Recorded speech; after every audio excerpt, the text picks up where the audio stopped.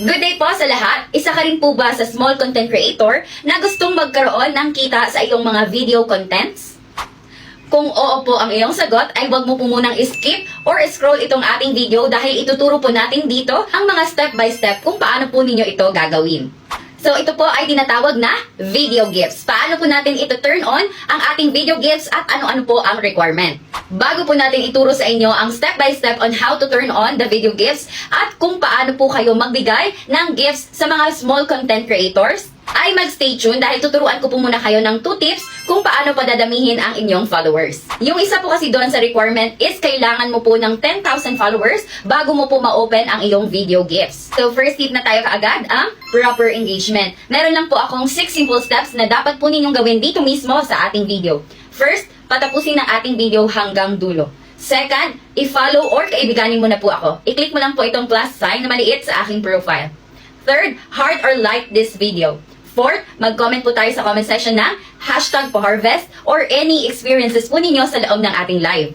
Lahat po ng nagko-comment dito sa ating comment section ay makipag-engage po kayo. Kaibiganin niyo po sila, i-follow niyo po sila, tapos replyan niyo po sila ng pa-harvest back at i-like niyo po ang kanilang comment para ma-notify po sila at para mabalikan ka na lang po nila. Ang 5 natin ay ang ating save button. Add this video to your favorites and pang-6 ay ang ating share button. Share with your friends, families, team, supporters, followers dito sa TikTok para mas marami pa po tayong matulungan. Repost nyo na din po para mas maraming makakita nitong ating video and copy link para pwede nating ma-share sa iba't ibang social media platforms. Umako naman po tayo sa aking second tip kung saan mas mabilis nyo pong ma-achieve yung requirement na 10,000 followers ni TikTok. Pag nakikita nyo pong nakablink or nakailaw itong aking profile, ibig sabihin po nun ay naka-live po ako. Pindutin nyo lang po yan and makakapasok ka na po sa aking live.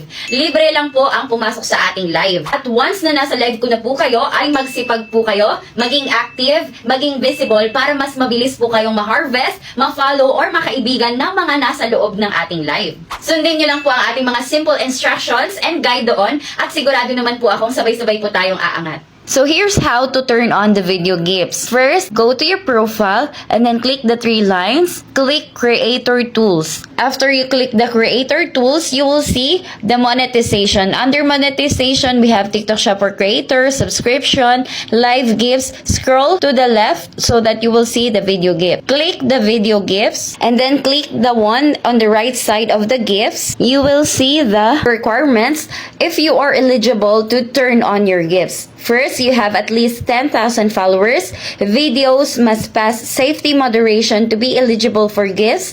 Have an account that's been active for at least 30 days. Meet the age requirement and accounts not used by government, politicians, and political parties. If you meet the requirements, then you can turn on the gifts and you will see that the gifts are turned on. Dumako naman po tayo kung paano tayo makakapagbigay ng gifts sa small content creators na kagaya namin. For example, dito po sa pinned videos ni Ate Happy Oni.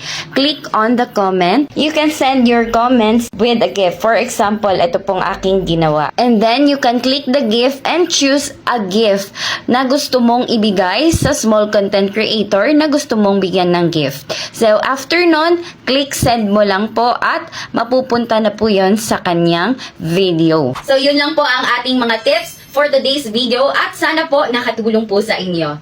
I-follow nyo na din po pala ang co-host ko sa aking live na si Jeremy, naka-mention po dito sa ating video. At kung may free time po kayo, ay tumambay po kayo sa ating live at doon ay nagbibigay po tayo ng iba't ibang tips. So yun lang po, kita-kits po tayo sa aking live!